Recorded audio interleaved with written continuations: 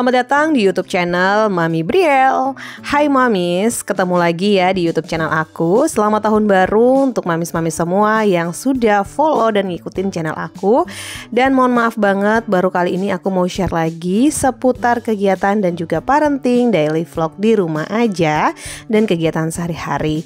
Nah Mams, di video kali ini aku mau berbagi bagaimana sih caranya agar kita itu bisa tetap produktif dan bagaimana juga agar berat badan anak itu naik setiap bulannya. Karena memang dalam kurun waktu 2 bulan terakhir Baby Briel itu sempat nggak naik ya berat badannya, karena dia lagi sakit bapil dan batuk. Ternyata sakit seperti itu yang gampang banget menyerang anak itu juga membuat gampang banget berat badannya turun. Nah, tips yang pertama yang aku sajikan ke mamis, dalam 1 bulan ini dia bisa naik 1,5 kg. Nah, senang banget ya rasanya kalau misalnya anaknya itu bisa naik sampai 1,5 kg. Nah, yang pertama itu kita memang harus biasakan untuk pola hidupnya dia itu teratur ya, termasuk dari jam makannya, jam istirahat, dan juga untuk konsumsi makannya itu yang dia suka, alias porsinya juga lumayan banyak dia makan. Dan yang aku mau bagikan untuk menu yang andalan Baby Briel ini selama 1 bulan terakhir, dia itu lebih suka ke kecambah dan juga buncis ya mamis. Jadi bahan-bahannya itu aku potong-potong aja buncisnya, kemudian aku cuci untuk kecambah dan sayurnya. Kemudian aku siapkan bawang merah dan bawang putih. Ini adalah menu sederhana banget yang bisa mamis praktekkan di rumah kalau misal anaknya lagi suka makan sayur kayak gitu ya. Nah, untuk bawang merahnya kita potong-potong juga, dan nantinya aku tambahin juga dengan 1 butir tomat ya. Tomat ini juga menjadi pewarna juga dalam makanan atau masakan, dan juga bisa menambah nafsu makan anak. Itu sih kalau dipraktekkan aku. Nah, kalau misalnya mami sudah masak dengan makan menu andalan anak, dan aku jamin cara tersebut itu buat anak menjadi lahap.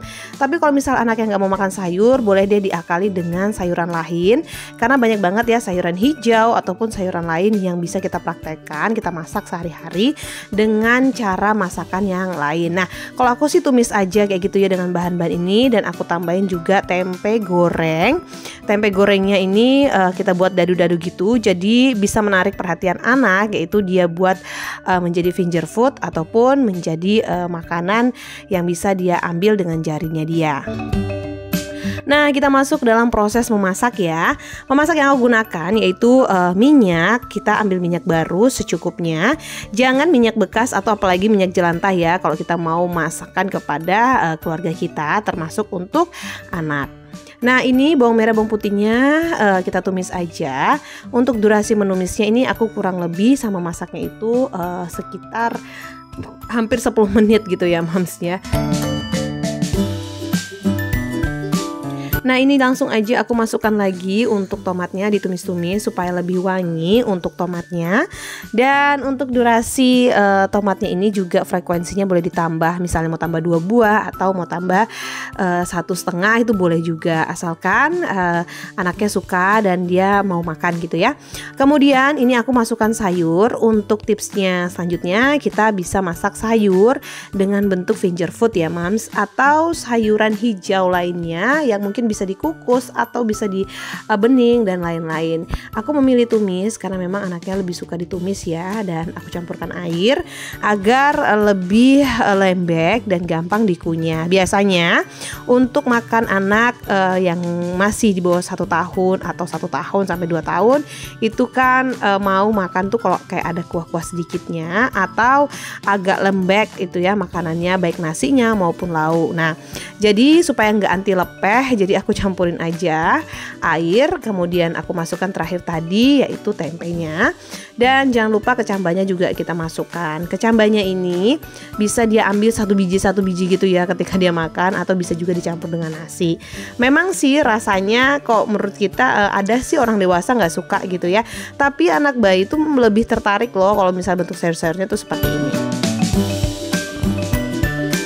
Nah mamis, ini udah diaduk-aduk. Aku mau campurkan kaldu jamur secukupnya. Dan kemudian aku tambahin juga garam ya. Garamnya ini sesuai dengan selera aja.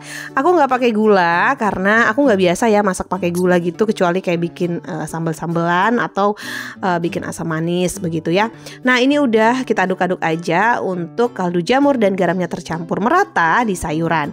Nah mamis, untuk tips selanjutnya dari aku supaya mamis berjuang terus masak dan akhirnya mau makan sehingga berat badannya bisa naik, yaitu mamis harus siapkan frekuensi makannya yang teratur. Misalnya kalau mau masak yang ini untuk makan siang sampai makan sore, pastikan juga kita tambahkan dengan karbohidrat dengan nasi kayak gitu ya. Nah kalau misalnya mau tambahkan dengan menu yang berbeda-beda, anaknya nggak mau makan di siang hari dengan makanan kayak gini, bisa aja di sore hari dia nggak mau lagi. Aduh gimana nih, silakan bikin menu yang berbeda. Nah bisa sih menunya tuh misal berkuah-kuah atau santan gitu ya, yang ada lemak tambahannya. Nah terakhir jangan lupa tips dari aku, pastikan juga kita harus wajib memberikan protein. Protein bisa didapat dari ikan salah satunya ya. Dan ikan yang aku pilih adalah ikan nila. Ikan nilanya ini aku goreng aja sih ya moms.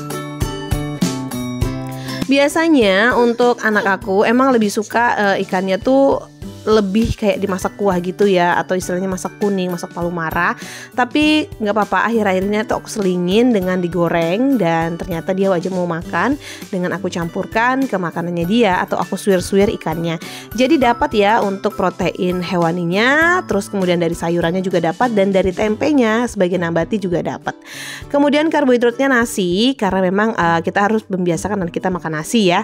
Jadi karena warga negara Indonesia biasanya makannya nggak lengkap kalau nggak makan nasi kayak gitu. Nah ini anaknya lagi makan. Kalau mamis juga ada pertanyaan atau seputar sharing keluhannya, boleh ya tinggalkan di kolom komentar. Dan di sini juga aku masih belajar gimana sih caranya supaya kita bisa memberikan yang terbaik untuk anak kita.